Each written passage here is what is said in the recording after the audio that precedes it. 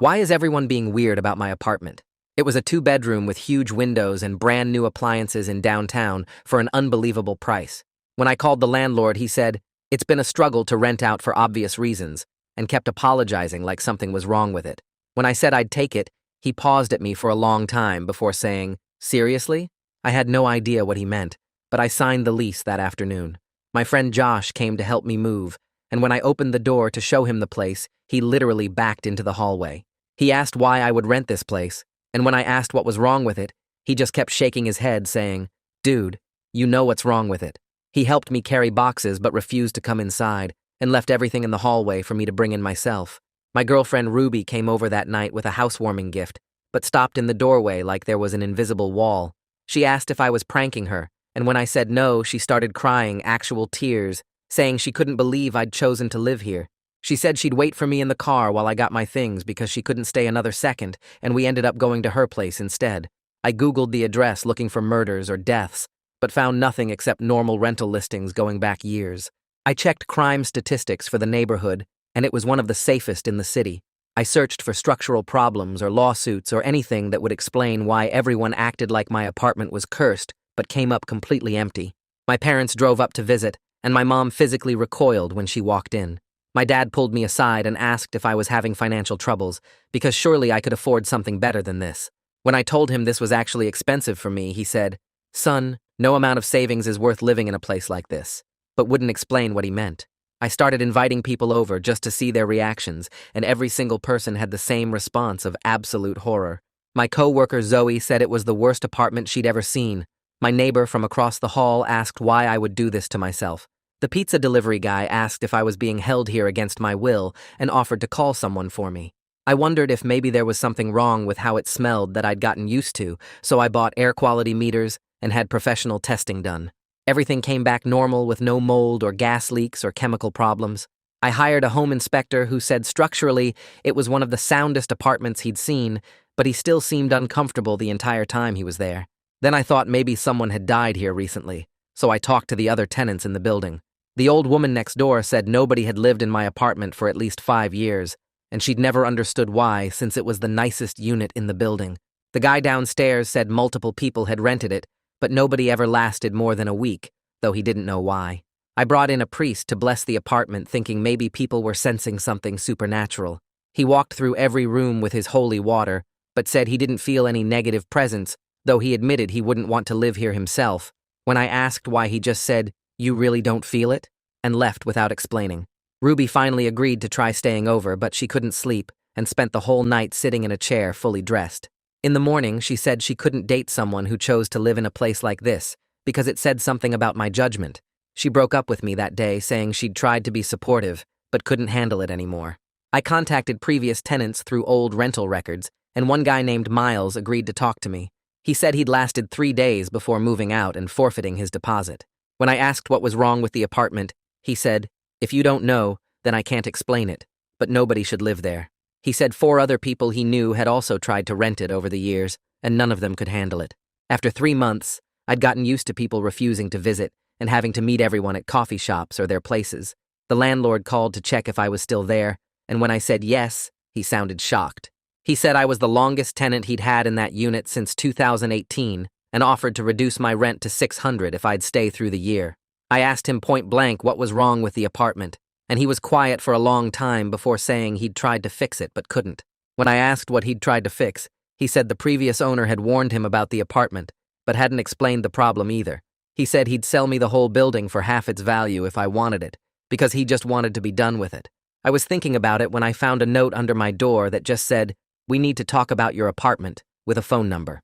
When I called, the woman who answered wouldn't tell me her name, but said she'd been tracking everyone who'd lived in my unit for the past 15 years. She said I was different from all the others, and when I asked her what she meant, she started to cry. She took this shaky breath on the phone and told me we needed to meet in person to explain everything.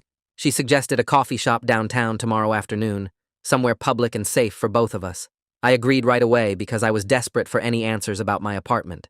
After hanging up, I grabbed a notebook and started making a list of every weird reaction people had to my place. The list filled 3 whole pages with 47 different times people refused to come in or ran away.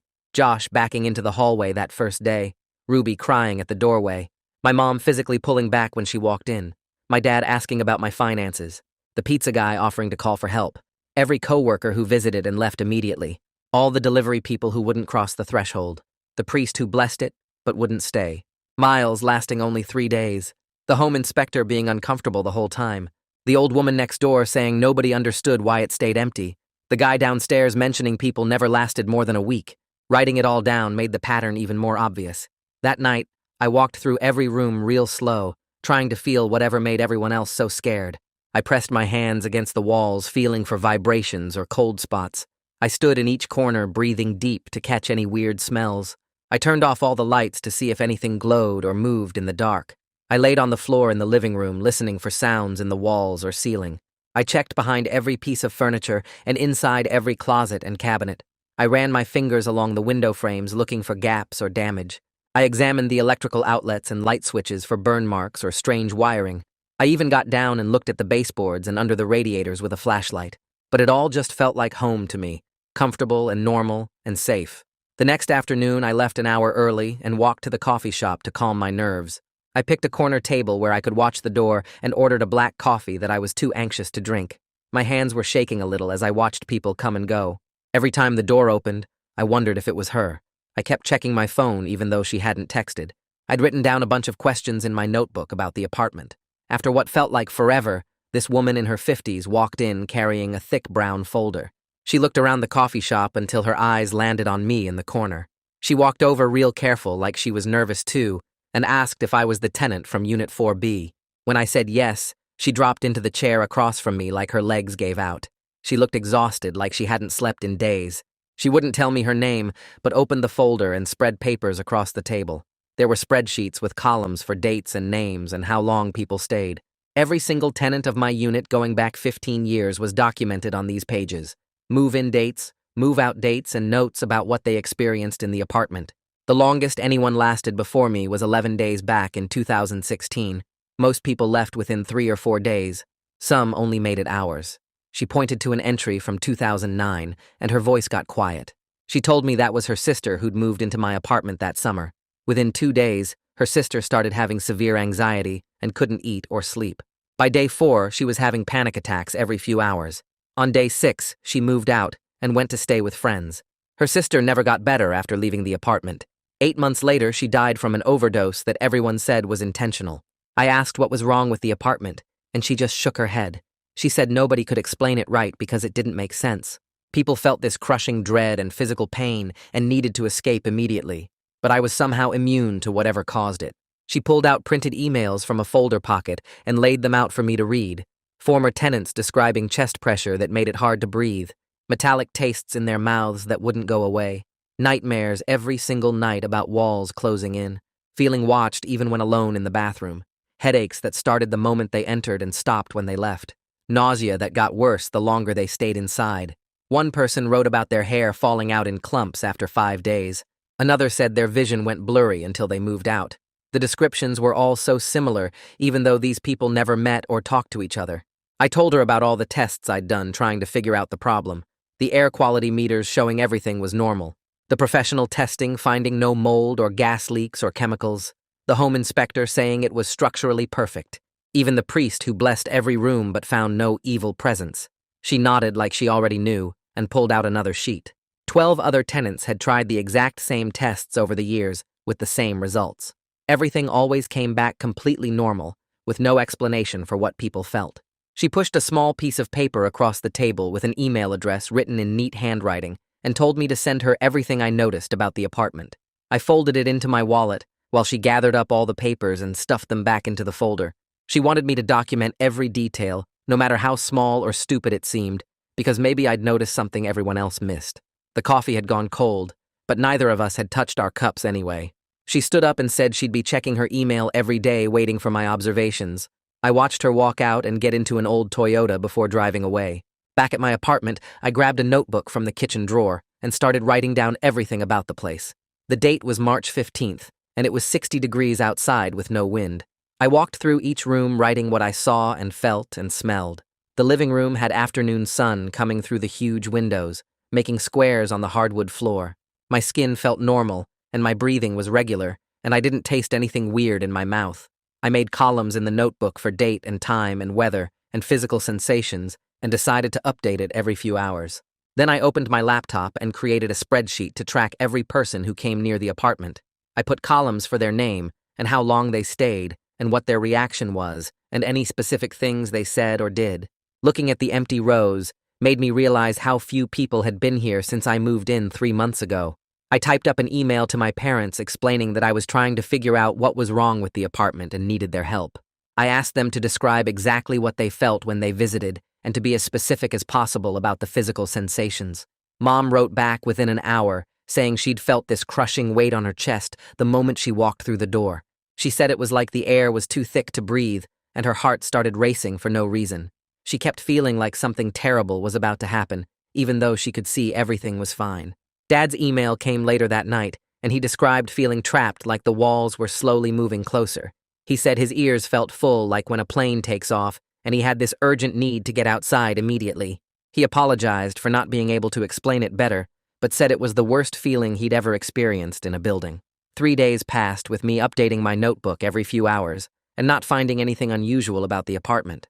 Then I got an email from the woman with a bunch of links to scientific articles about something called infrasound. The articles explained how sound waves below what humans can hear could still affect our bodies and make us feel scared or sick. One study showed that certain frequencies around 7 or 8 hertz could cause anxiety and dread and even make people see shadows in their peripheral vision. She wondered if maybe the building design was creating these low frequencies when the wind hit it just right or the heating system turned on. I spent the rest of the day reading about infrasound and how it could come from all kinds of sources like fans or pipes or even the shape of a room. I found a special microphone online that could detect these super low frequencies and ordered it with express shipping. While waiting for it to arrive, I started paying more attention to my neighbors and noticed the old woman next door never seemed bothered when she walked past my open door. She'd smile and wave like everything was normal while other people in the hallway would speed up or look uncomfortable. I knocked on her door one afternoon and asked if she'd ever felt anything weird near my apartment. She touched her hearing aids and laughed, saying she was practically deaf, so she probably wouldn't notice whatever everyone else was feeling. She said she'd lived here for 20 years, and my unit had always been hard to rent, but she never understood why since it was the nicest one in the building. Her comment about being deaf stuck in my head, because if the problem was sound-related, then maybe she couldn't hear or feel it. The microphone arrived 2 days later in a small box with instructions for connecting it to my laptop. Requested Reads is on Spotify now. Check out link in the description or comments. I downloaded the analysis app and spent the entire weekend taking recordings in every room at different times. I'd set it up in the bedroom for an hour, then move it to the kitchen, then the bathroom, then the living room. The data started showing these occasional spikes in the low frequencies, especially when the wind picked up outside. Sunday afternoon, when the wind was really strong, the readings showed a clear pattern around 7 hertz, which was exactly in the range that could cause fear responses. I put everything into a detailed report with graphs and timestamps and sent it to the woman. She forwarded it to someone she knew who worked as an acoustic engineer, and he replied saying the readings looked like something called Helmholtz resonance. He explained that the building might be acting like a giant whistle when wind hit it at certain angles, and the sound was at a frequency most people could feel, but not hear. Monday morning, the landlord called to check if I was still living in the apartment, and when I said yes, he sounded shocked again. He offered to drop my rent to $500 a month if I'd sign a 2-year lease right away. I told him I might have figured out what was wrong with the apartment and asked if he'd pay for professional acoustic testing. The line went quiet for a long time before he said he couldn't afford any more investigations into the problem. He'd already spent thousands trying to fix whatever was wrong, and nothing had worked. After hanging up, I went online and started researching the building's history through city records. I found the original building permits from 1978 and noticed something weird in the ventilation plans. The architect had designed a special air chase that ran behind all the north-facing apartments to improve airflow. The chase was basically a hollow channel that connected all the units on that side of the building. If wind hit the building just right, it could turn that whole chase into a resonance chamber, creating infrasound that would affect everyone in those apartments. 2 weeks went by before I got an email from the woman with a subject line that just said, "Found more." She'd tracked down 3 former tenants who were willing to talk about their experiences in my apartment. One guy mentioned something interesting about how the discomfort got way worse on windy days. That matched perfectly with the frequency data I'd been collecting for weeks. I spent the next few days calling acoustic consultants until I found one named Harry Solomon, who didn't hang up when I explained the situation. He was skeptical, but when I offered to pay half his fee up front, he agreed to bring specialized equipment to test the apartment. While waiting for Harry's visit, I decided to try my own experiment with foam panels from the music store. I bought 12 panels and some heavy blackout curtains to see if I could dampen whatever resonance was happening. Josh agreed to be my test subject, even though he still refused to actually come inside. I hung the panels on the walls and put up the curtains, then called him over. He stood at the doorway for about 30 seconds before shaking his head. He said the awful feeling was maybe 20% less intense, but still unbearable. Harry showed up the following Tuesday evening carrying 3 metal cases of equipment. The wind was already picking up outside, which he said would be perfect for testing. As soon as he stepped through the door, he stopped and looked around with this uncomfortable expression. He said something definitely felt off, but he couldn't explain what exactly. We spent the next hour setting up monitors in every room while he explained how infrasound affects the human body. He had devices that looked like small black boxes with antennas sticking out. He placed one in each corner of the living room and bedroom, then set up a laptop on my kitchen table. Around 8 o'clock, the wind really started howling outside, and suddenly all his equipment lit up like a Christmas tree. The laptop screen showed these massive spikes in a frequency he said was exactly 7 hertz. Harry got excited and started taking readings from different spots in the apartment. He explained that 7 hertz is known to cause fear and discomfort in most people because it matches the resonance frequency of human eyeballs. Some people just aren't sensitive to it, which explained why I could live here without problems. He spent another hour tracing the source with some kind of directional sensor that looked like a metal wand. Eventually, he pointed at the wall behind my couch, where the ventilation chase was located. He said the chase was acting like a giant organ pipe when wind hit the building at certain angles. The whole thing was basically turning my apartment into a fear machine. Harry did some calculations on his laptop and estimated that professional acoustic treatment would cost about $8,000. He said they could install special baffles and dampening material that would reduce the resonance by 70%. I asked if that would make it completely normal, and he shook his head, saying nothing could eliminate it entirely. The building's design was fundamentally flawed, but they could make it bearable for most people.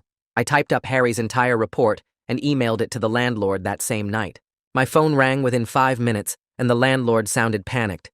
He admitted he'd known about the sound issue for years, but previous attempts to fix it had failed. He'd tried different contractors and spent thousands already with no improvement. Then he made an offer that surprised me. He said he'd pay for the full treatment if I signed a non-disclosure agreement and promised not to sue. He wanted this problem to go away quietly, without any legal trouble or bad publicity. I told him I needed time to think about it, and hung up. The next morning, I forwarded everything to the woman who'd been tracking the apartment. She called me immediately, and for the first time told me her real name was Roberta Lynch. She was furious when I explained the landlord's offer. She said he'd been knowingly renting an uninhabitable apartment to people for years. We should report him to housing authorities and maybe even the police for fraud. She couldn't believe he wanted me to stay quiet after all the suffering he'd caused. I spent the next week going back and forth on what to do. Every morning I'd wake up in my apartment knowing it was basically torture for normal people. I made lists of pros and cons, but couldn't decide if taking the fix was selfish or practical. On one hand, the landlord had deceived dozens of tenants over the years. On the other hand, reporting him wouldn't fix the apartment, and I'd have to move. Plus, the $8,000 treatment could help future tenants, even if I had to keep quiet about why it was done. My phone buzzed with a text from Ruby, asking if I ever figured out what was wrong with the apartment. I sent her Harry's full report with all the technical details about the 7 hertz frequency. She replied within minutes, saying she was glad there was finally an explanation. She couldn't believe I'd stayed there so long knowing something was wrong, even if I couldn't feel it myself. I called 3 lawyers that week and made an appointment with the one who actually answered her phone instead of having an assistant screen calls. Her office was in a small strip mall between a nail salon and a tax prep place, and when I walked in, she was eating a sandwich at her desk while typing on her laptop. She waved me to sit down and kept chewing while I explained the whole situation with the apartment and the landlord's offer to pay for acoustic treatment if I signed an NDA.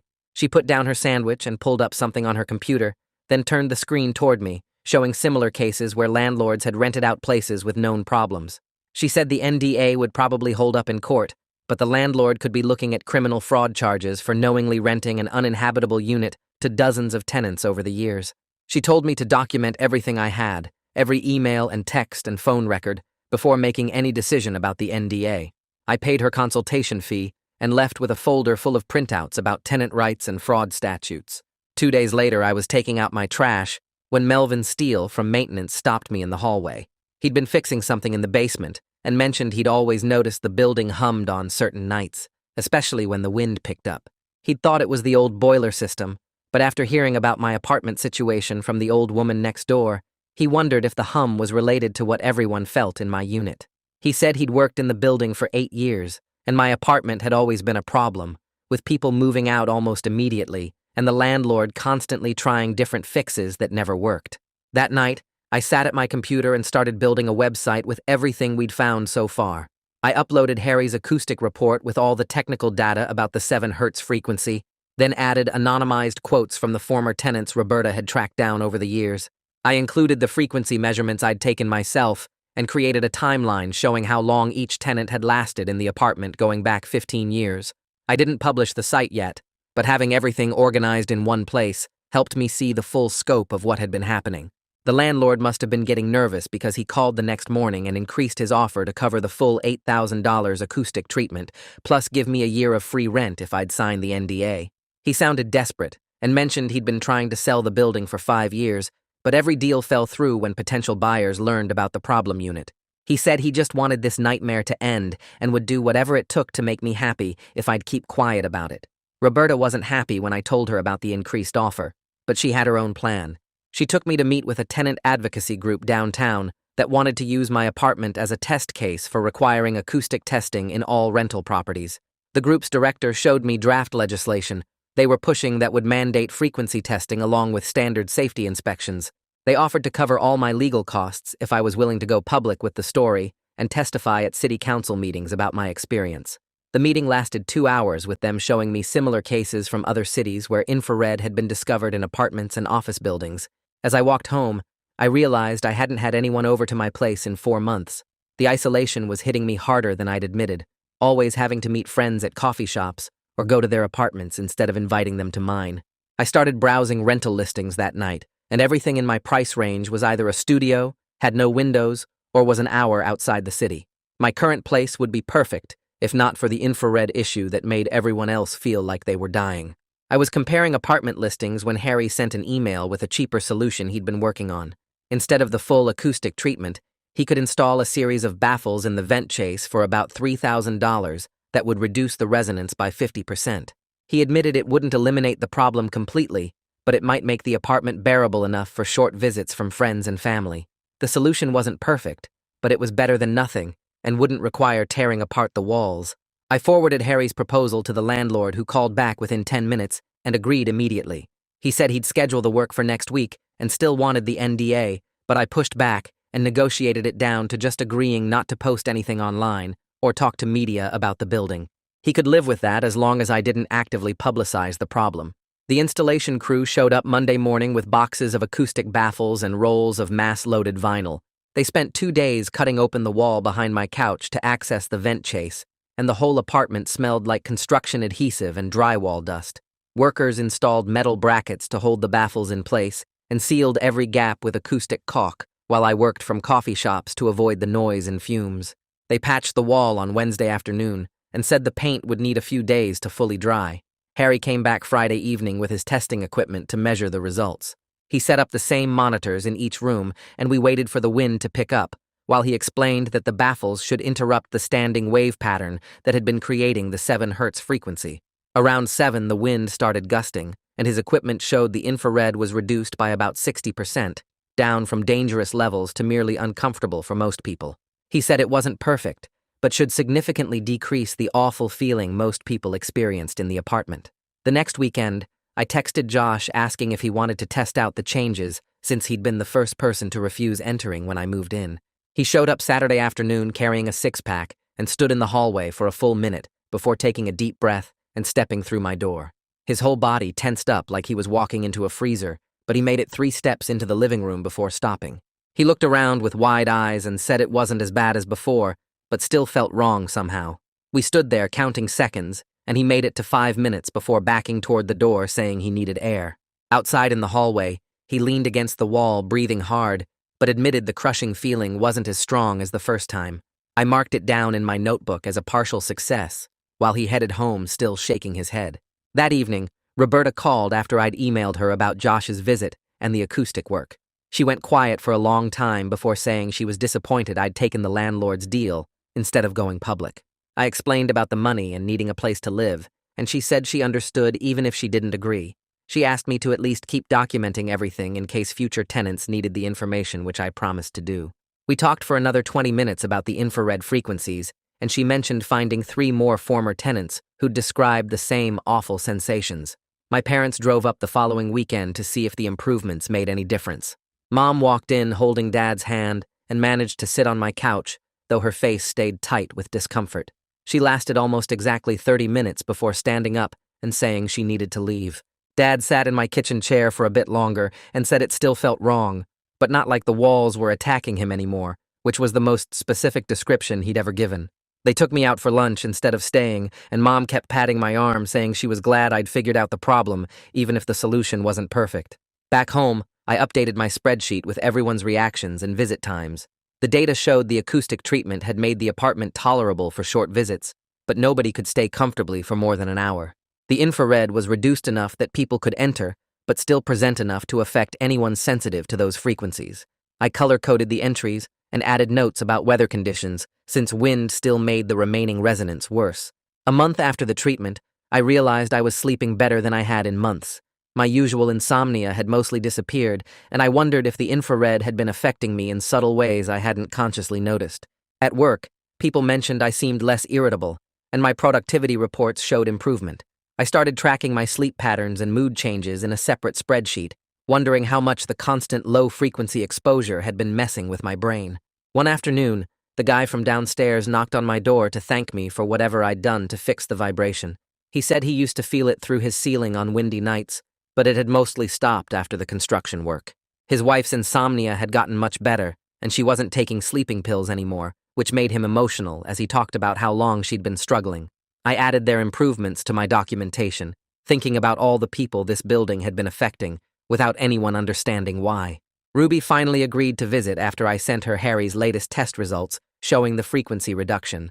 She showed up on a Tuesday evening and managed to walk all the way to my bedroom before the discomfort hit her. She lasted 20 minutes sitting on my couch with her arms wrapped around herself before saying she needed to leave. In the hallway, she said she was proud of me for solving the mystery, but we both knew our relationship couldn't be repaired after everything that had happened. She hugged me goodbye, and we both knew it was really goodbye this time. A few weeks later, I met someone named Amy at a coffee shop who laughed when I warned her about my weird apartment situation. She came over that weekend and managed to stay for 3 hours before the subtle wrongness got to her. She joked that it was like a built-in relationship test, because if someone stayed over, you'd know they really liked you. We started dating and she'd visit for a few hours at a time, though she never stayed overnight. 3 months after the acoustic work, the landlord called to tell me he'd found a buyer for the building. A company wanted to convert it to offices, and they knew about the acoustic issues from Harry's report.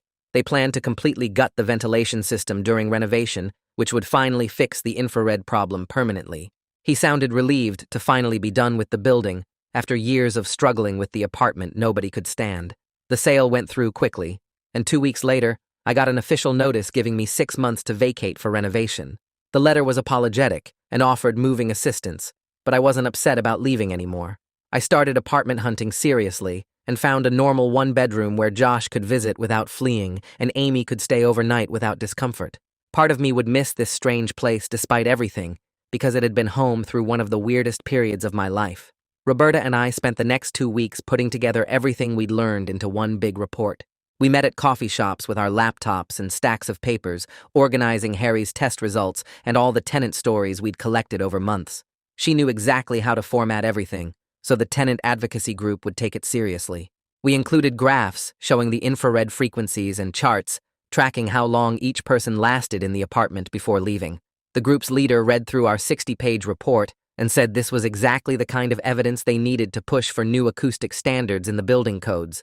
She said most cities didn't even test for infrared during inspections because nobody thought about sounds people couldn't hear.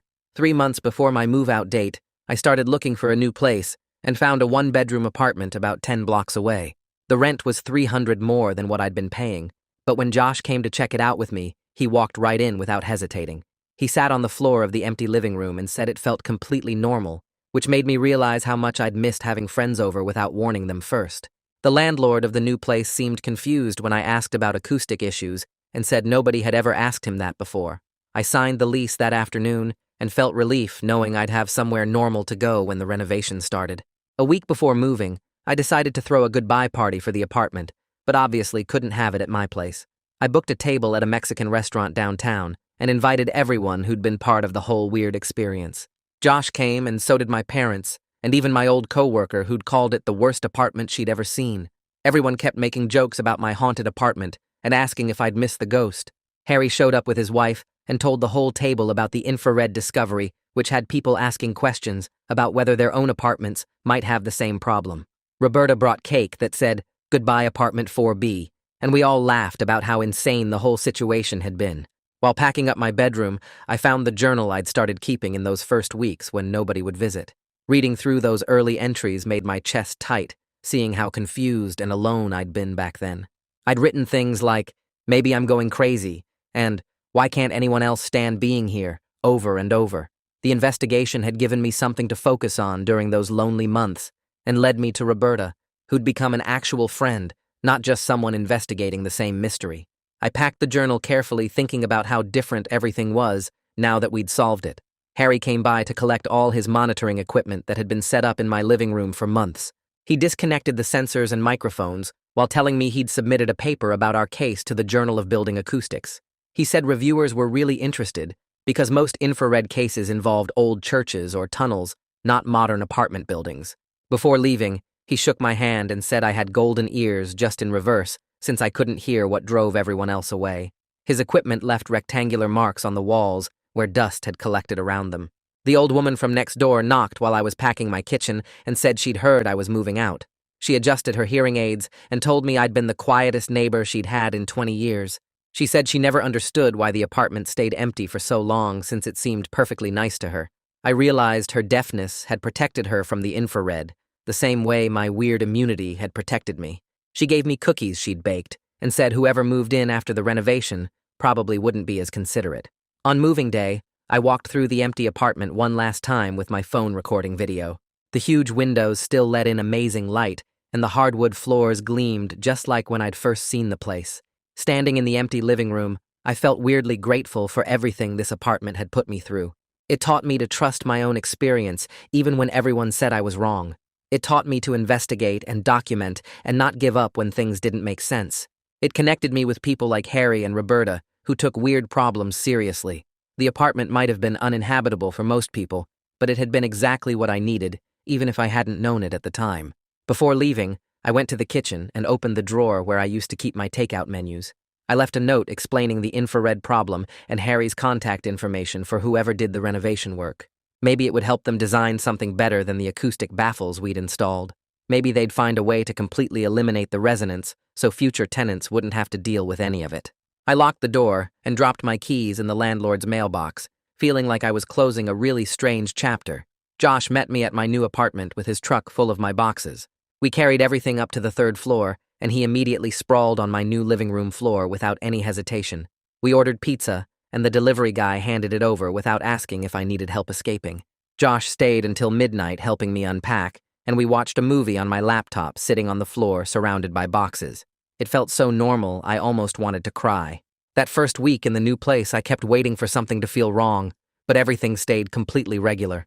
I slept through every night without weird dreams, or waking up uneasy. My shoulders stopped being tense all the time, and I realized the infrared must have been affecting me in ways I hadn't even noticed.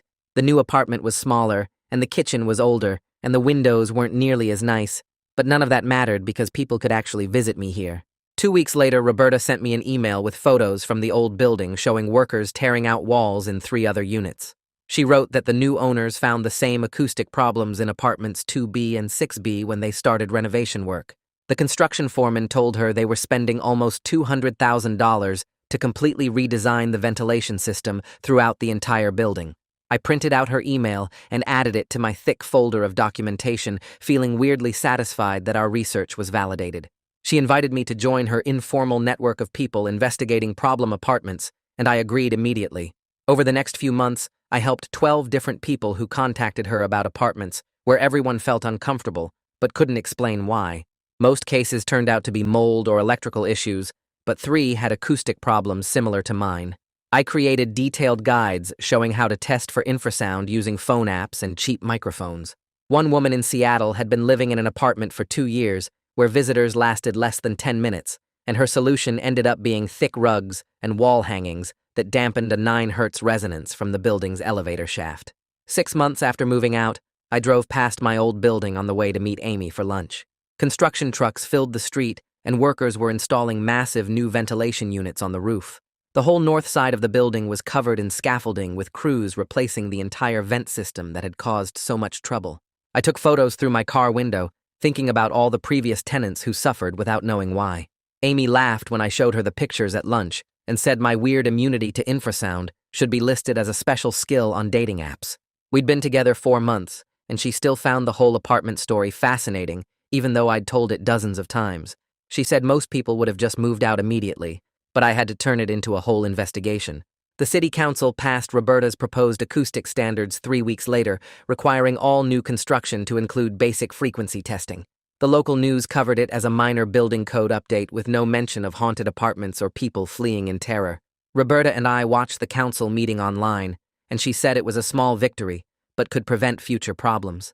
Harry sent me an email every few months with updates about how my case was used in acoustic engineering courses.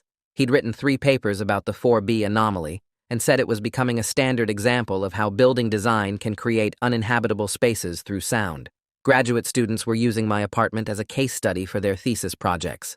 He attached one paper where a student had created a computer model showing exactly how the wind speed and direction created the specific 7 hertz frequency that affected everyone except me.